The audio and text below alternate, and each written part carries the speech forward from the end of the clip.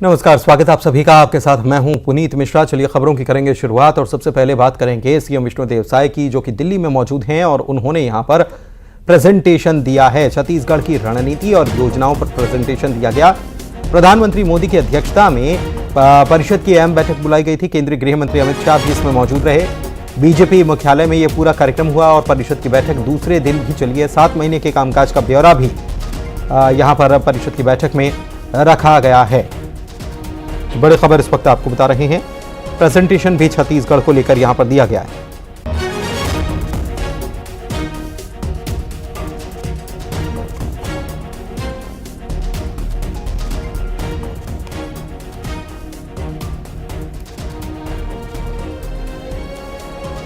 तो दिल्ली की बैठक में प्रेजेंटेशन देने का काम किया गया है। प्रधानमंत्री भी मौजूद थे, गृह मंत्री अमित शाह भी इस बैठक में मौजूद रहे और सीएम साय ने ये प्रेजेंटेशन दिया है। छत्तीसगढ़ के लिहाज से जो योजनाएं चल रही हैं, जो रणनीति बनाई जा रही है। 7 महीने हो चुके हैं सरकार को, कामकाज क्या कुछ रहा। दिल्ली से विनीत कुमार हमारे संवाददाता हमारे साथ जुड़े हुए हैं, सीधे उन्हीं के पास चलते हैं, उनसे इस पूरे मामले में अपडेट लेते हैं कि प्रेजेंटेशन में क्या कुछ बताया गया है। क्या रहा विनीत, जानकारी दें। जी, निश्चित तौर पर मैं आपको बताना चाहूंगा कि जिस तरह से छत्तीसगढ़ सरकार की जो कामकाज है उसको लेकर के प्रेजेंटेशन जो है, जो हमारे सूत्रों के हवाले से जानकारी मिल रही है, उसको लेकर के एक प्रेजेंटेशन जो है वो छत्तीसगढ़ के मुख्यमंत्री ने दिया है। निश्चित तौर पर अगर हम बात करें वहां पर जिस तरह से महतारी वंदन योजना से जिस तरह से लोगों को जोड़ा गया है या फिर जिसका फायदा जो है वो हम देख सकते हैं कि कई महिलाओं को हुआ है। लाखों संख्या में जो महिलाएं हैं उनको महतारी वंदन योजना का फायदा हुआ है। सूत्र हमें बता रहे हैं कि इसको लेकर के प्रेजेंटेशन जो है वो छत्तीसगढ़ के मुख्यमंत्री ने दिया है। तो साफ तौर पर यहां पर एक बड़ी बात यहां पर मैं आपको बताना चाहूंगा कि जो इस तरह के मुख्यमंत्री परिषद की जो बैठक होती है उसमें हर एक राज्य जो है वो अपने स्टेट के जो बेहतर कामकाज हैं जिससे लोगों को अधिक फायदा होता है उसके बारे में प्रेजेंटेशन देते हैं। इसके साथ ही साथ है अगर हम बात करें कि केंद्र भी जो है वो अपने में ओर से प्रेजेंटेशन देता है जिसका इंप्लीमेंटेशन जो है राज्य जो है वो करे। एक बड़ी बात यहां पर मैं आपको बताना चाहूंगा कि जिस तरह से राष्ट्रीय शिक्षा नीति 2020 है उसको लेकर के भी एक प्रेजेंटेशन जो है वो यहां पर दिया गया है।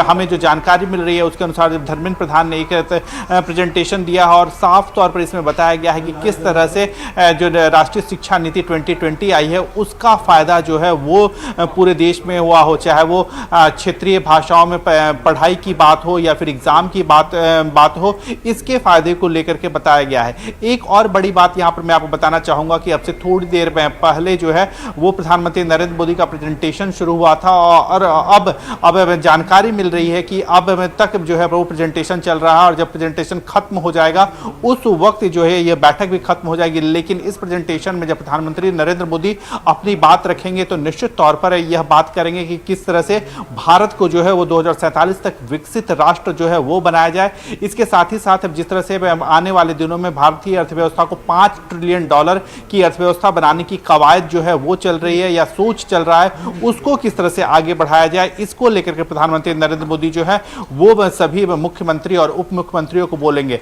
इसके साथ ही साथ मैं आपको बताना चाहूंगा कि जिस तरह से विकसित राष्ट्र बनाने की बात हो रही हो, करप्शन के प्रति जो है जीरो टॉलरेंस की बात हो या फिर जो सरकार की विकास योजनाओं का फायदा है वो आखिरी पायदान तक के लोगों को मिले, इसको लेकर के प्रधानमंत्री नरेंद्र मोदी जो है वो अपनी बात रखेंगे। लेकिन एक और बड़ी बात यहां पर है कि अब से पहले जो प्रेजेंटेशन हुआ था उसमें सोशल मीडिया को लेकर के भी प्रेजेंटेशन हुआ था, डेवलपमेंट कम्युनिकेशन को लेकर के भी एक प्रेजेंटेशन हुआ था कि आखिरकार विकास संचार जो है वो किस तरह से किया जाए, विकास के जो काम है कैसे अधिक से अधिक लोगों तक पहुंचे, इसको लेकर के भी एक प्रेजेंटेशन हुआ था। लेकिन ओवरऑल यह खाका ध्यान में रखा गया था कि राज्य जो है वो एक दूसरे के बेहतर योजनाओं को समझ सके और केंद्र की बेहतर योजनाओं को राज्य जो है वो बेहतर तरीके से लागू कर सके, इसको लेकर के चर्चा हुई।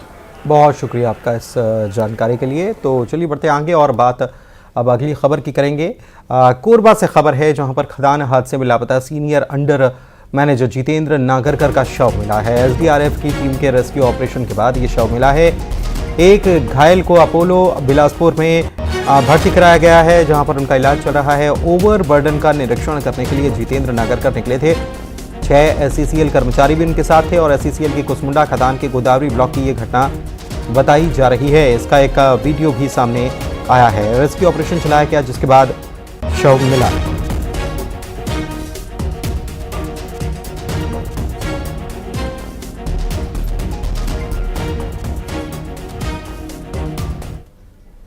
रायपुर में मवेशी तस्करी का एक वीडियो सामने आया है। आरंग के मवेशी तस्करी मामले का वीडियो ये सामने आया है। पुल से कूदते हुए वीडियो सामने आया है जिसमें 7 आरोपियों की गिरफ्तारी हो चुकी है। ट्रक चालक समेत 3 लोगों की इसमें मौत हुई थी।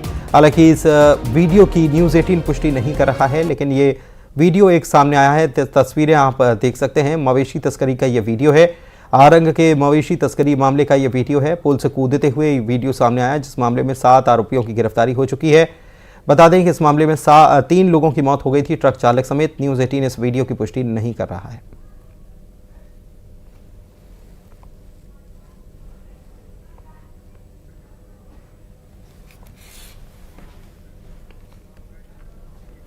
भोपाल से खबर आपको बता दें, राजधानी में गौवंश का हाल बेहद बुरा है।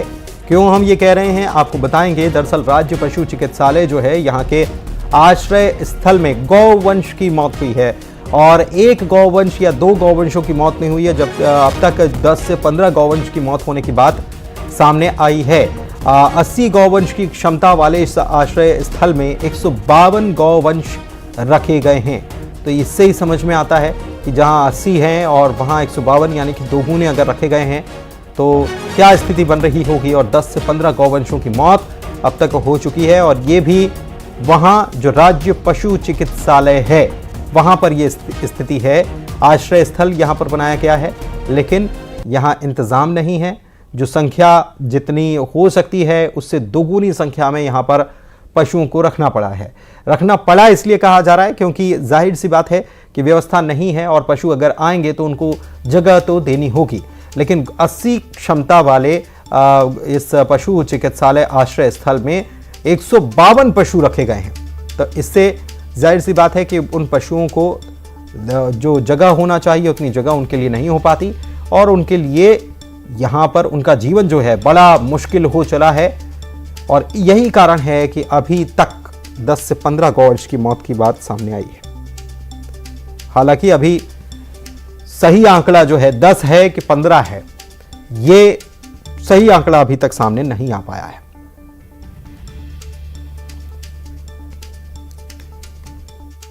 मध्य प्रदेश की राजधानी भोपाल का पशु आश्रय सेवा केंद्र है। हम आपको यहाँ की ताज़ा तस्वीर दिखा रहे हैं। यहाँ देखिए किस तरह बद इंतजामी है, किस तरह के हालात हैं। यहाँ पर बीमार गायों को रखा जाता है।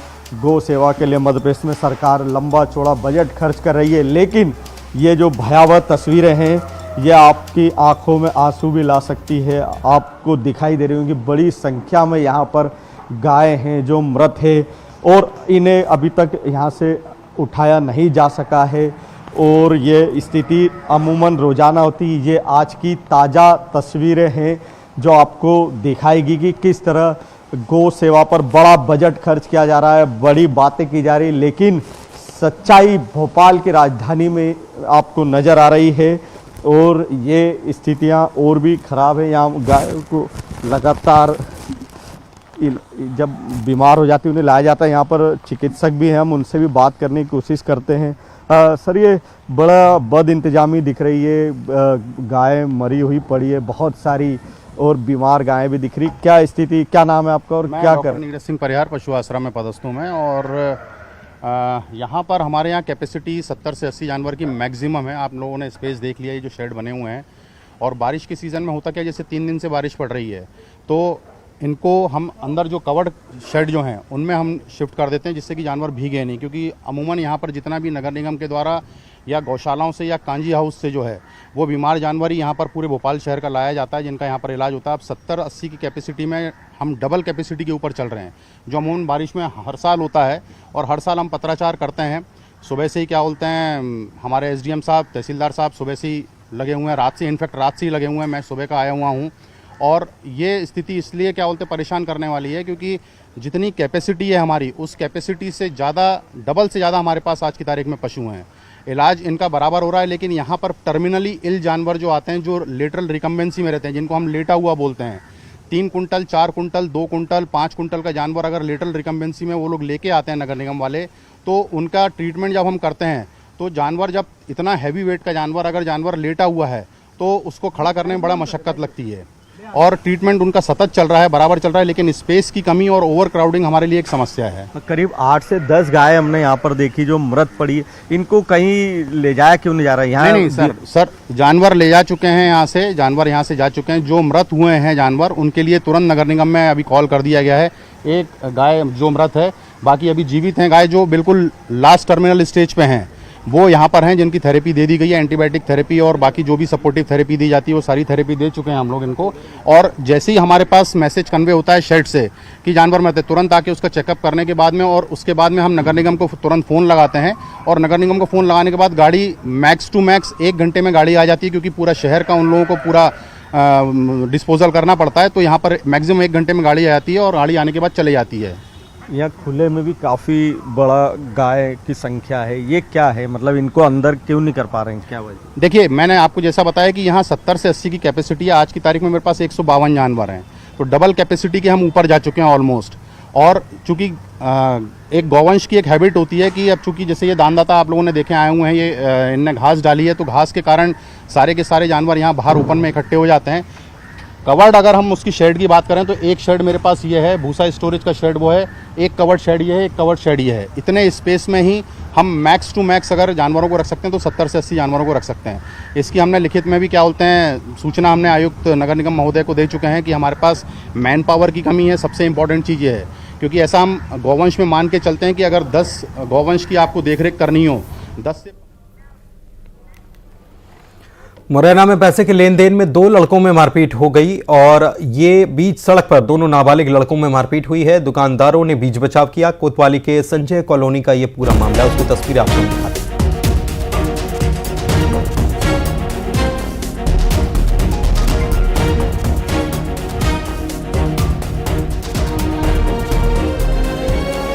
मुरैना से खबर आपको बता रहे हैं, तस्वीरें भी आपको दिखा रहे हैं कि 2 लड़के आपस में भिड़ जाते हैं। पैसे के लेन देन पर यह मारपीट की घटना सामने आई। बीच सड़क पर दोनों नाबालिग लड़के जो हैं, इनमें ये भिड़ंत हुई है और पैसों का विवाद ये बताया जा रहा है।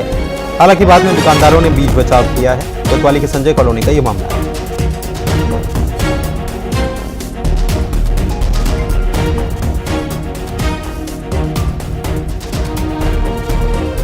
मुरैना की तस्वीर आपको हम दिखा रहे हैं। कोतवाली का ये मामला है, कोतवाली थाना क्षेत्र का संजय कॉलोनी में दुकान के सामने ये 2 नाबालिग हैं, दोनों नाबालिग हैं और पैसों का लेन देन इसके पीछे है। मारपीट की घटना यहां पर सामने आई। हालांकि दुकानदारों ने फिर बीच बचाव भी किया, दोनों को अलग करवाया। क्या मामला है, हालांकि ये बात सामने नहीं आई, लेकिन बताया गया कि पैसों के लेन देन का ये पूरा मामला है और इसी में ये 2 जो नाबालिग हैं ये भिड़ गए। कोतवाली के संजय कॉलोनी का ये पूरा मामला है। मुरैना से खबर आपको दिखा रहे हैं और तस्वीरें भी दिखा रहे हैं। रतलाम में मां कालिका मंदिर के बाहर एक नोटिस लगा दिया गया है और इस नोटिस में फिर से एक बार मर्यादित कपड़ों में ही प्रवेश करने की बात लिखी गई है। मर्यादित वेशभूषा में मंदिर के भीतर प्रवेश करें, वेस्टर्न कल्चर के कपड़ों में प्रवेश करना वर्जित है, ये लिख दिया गया है। बरमूडा हाफ पैंट पहनकर मंदिर में प्रवेश निषेध होगा। वेस्टर्न कल्चर के कपड़ों में मंदिर में प्रवेश निषेध होगा, ये बात यहां लिख दी गई। मध्य प्रदेश के रतलाम का ये वही प्रसिद्ध मंदिर है जो मध्य प्रदेश ही नहीं बल्कि पूरे देश में खासा प्रसिद्ध है, मां कालिका का मंदिर। और यहाँ पर अब जो है एक नोटिस यहाँ चस्पा किया हुआ है कि जो भी शख्स इस मंदिर में प्रवेश करेगा मां कालिका के दर्शन के लिए वो मर्यादित वस्त्र पहनकर ही आए, क्योंकि आमतौर पर देखने हुए आता है कि आजकल पुरुष भी हाफ पैंट पहन के जो है अमर्यादित और फटे जींस पहन के है मंदिर में आते हैं। कुल मिला के मंदिर की मर्यादा को बनाए रखने की पूरी कवायद है। और यहाँ पे ये भी लिखा गया कि वेस्टर्न कल्चर के कपड़ों में प्रवेश करना निषेध है। मंदिर कोट ऑफ आर्ट्स का सरकारी मंदिर है और अब जो लोग ऐसा करते हैं, जो नियमों का पालन नहीं करते, उन्हें समझाइश भी दी जाएगी, ऐसा कहना है मंदिर के पुजारियों का। कुल मिला के मंदिर की जो शुचिता है, जो एक डेकोरम होता है मंदिर का, उसको मेंटेन करने की, उसे बनाए रखने की पूरी कवायद अब नजर आ रही है, जो कि अब पूरे मध्य प्रदेश में खासी चर्चा में है। सुधीर जैन, न्यूज़ 18 रतलाम। सुधीर हमारे संवाददाता हमारे साथ रतलाम से फोन लाइन पर जुड़े हुए हैं, उनसे बात करते हैं। सुधीर, ये पहले भी कई मंदिरों में ऐसा हो चुका है। मंदसौर की बात करें तो मंदसौर में भी पशुपतिनाथ महादेव मंदिर जो है वहाँ पर भी ऐसे ही लगाया गया है। लेकिन यहाँ वेस्टर्न कपड़ों में प्रवेश की अनुमति अगर नहीं है तो फिर तो श्रद्धालु क्या पहनकर जाएंगे, क्योंकि शर्ट पैंट भी वेस्टर्न में आ गया है अब तो। देखिए, कई बार फूहड़ता वाली बात आती है कि कुछ लोग फूहड़ कपड़े पहन के या फटी जीन्स या फटे कपड़े पहन के जो ट्रेंड हो गया, कई बार टी शर्ट भी फटी हुई पहन के पहुंच जाते हैं, कई बार बरमूडा पहन के चल जाते हैं, हाफ पैंट पहन के पहुंच जाते हैं, जिससे मंदिर की जो शोभा है वो कहीं ना कहीं उसमें ठेस लगती है। आस्था की भी अगर मैं बात करूं तो लोगों को ठीक नहीं लगता है। तो मंदिर की शिक्षा को, मंदिर की जो मर्यादा है उसको बरकरार रखने की पूरी कवायद है। साफ तौर पर कहा है कि ऐसे फूहड़ वस्त्रों को पहन के, अमर्यादित वस्त्रों को पहन के ना आए, तो पहन के आएगा उससे दर्शन तो बिल्कुल मिलेंगे, लेकिन समझाई जरूर दी जाएगी कि अगली बार आप जब भी माँ कालिका माता के दरबार में आए तो कम से कम मर्यादित वस्त्र पहन के जरूर आए, जिससे मंदिर की शालीनता और मंदिर की जो डेकोरम है मंदिर का वो कहीं ना कहीं खंडित ना हो, बरकरार रहे। पुरुषों से ज्यादा महिलाओं के लिए ये क्या को देखते हुए, लड़कियों को देखते हुए भी ये बात लिखी गई है उनके कपड़ों को लेकर? अगर वेस्टर्न कल्चर की जहां तक अगर बात है तो हाँ, कहीं ना कहीं इशारा उसी और है कि आप थोड़ा सा डेकोरम मेंटेन करें मंदिर का, क्योंकि वेस्टर्न कल्चर जैसा आपने बताया कि शर्ट पैंट पुरुषों में भी जो वेस्टर्न में ही आता है, लेकिन ये इशारा साफ तौर पे महिलाओं के लिए है। और जो हाफ पैंट और बरमूडा की बात कही है वो पुरुषों के लिए है। कुछ पुरुष तो उठ के ही आ जाते हैं हाफ पैंट पहन के, कदापि उचित नहीं है। तो मंदिर का जो अनुशासन है उसको बरकरार रखना होगा। कुल मिला के ये पूरी कवायद अब इस तरह की नजर आ रही है। चलिए, लोग कैसे देख रहे हैं इसको? श्रद्धालु से हमारी चर्चा हुई थी, उन्होंने स्वागत किया कि हाँ, अगर मंदिर है तो आपको उचित वेशभूषा में मंदिर में आना चाहिए, क्योंकि हमारी संस्कृति है, हमारा धरोहर है, उसका मान सम्मान आपको, उसकी गरिमा आपको रखनी चाहिए। तो श्रद्धालु भी आपका स्वागत कर रहे हैं इसका। बहुत शुक्रिया आपका इस जानकारी के लिए। अंबिकापुर में अवैध कब्जे पर प्रशासन ने बुलडोजर चला दिया है। 6 बुलडोजर लेकर कार्रवाई करने के लिए प्रशासन का अमला पहुंचा था। अंबिकापुर का नमना कला है जहां पर अवैध कब्जे के खिलाफ ये बड़ा एक्शन देखने को मिला। होटल मिलन जोन समेत 70 डिसिमल में बुलडोजर चलाकर इस अवैध कब्जे को हटा दिया गया। पुलिस यहां पर मौजूद थी। इस दौरान राजस्व अधिकारी मौजूद थे, नगर निगम के अफसर भी मौजूद थे। गांधी नगर थाना क्षेत्र के नमना कला शनि मंदिर के पास ये कार्रवाई की गई है। नमना कला में एक क्षेत्र है जहां पर आज हमारे प्रशासन के द्वारा अतिक्रमण हटाने की कार्रवाई के लिए टीम पहुंची है, जिसमें राजस्व की टीम, निगम की टीम, पुलिस बल और अन्य संबंधित विभाग है, सभी आदमी यहाँ पर पहुँचे हैं।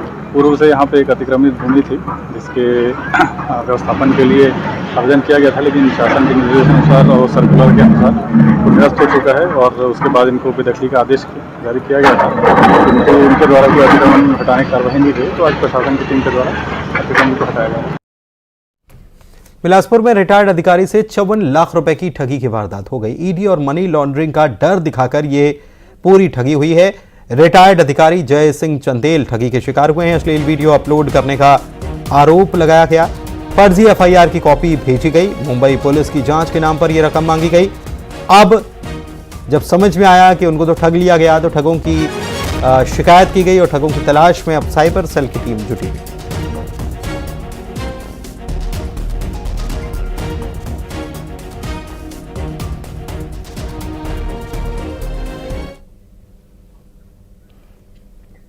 उधर शहडोल की बात करेंगे, जहां वन विभाग की टीम पर हमला कर दिया गया। अधिकारियों को ट्रैक्टर से कुचलने की कोशिश हुई है। दबंगों ने ट्रैक्टर से कुचलने की कोशिश की है। डिप्टी रेंजर और परिक्षेत्र सहायक ने कूदकर अपनी जान हालांकि बचा ली। वन कर्मियों पर हमला किया गया और मोबाइल भी छीन लिया गया। वन भूमि को कब्जा मुक्त कराने के लिए टीम पहुंची थी। रिकॉर्डिंग चालू, साहब अपने मोर घर घुस गए ना, साहब मोर घर घुस गए। शांति से बहुत गर्म मत हो। रिकॉर्डिंग चालू, साहब अपने मोर घर घुस गए ना, साहब मोर घर घुस गए। शांति से बहुत गर्म मत हो। रिकॉर्डिंग चालू, साहब अपने मोर घर घुस गए ना।